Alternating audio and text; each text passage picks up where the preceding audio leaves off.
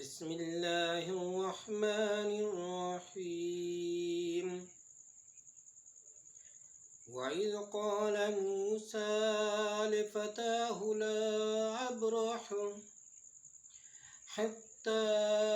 أبلغ مجمع البحرين أو أمضي حقبا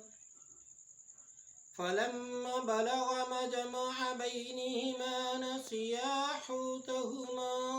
فاتخذ سبيله في البحر سربا فلما جاوزا قال لفتاه آتنا غدانا لقد لقينا من سفرنا هذا نصبا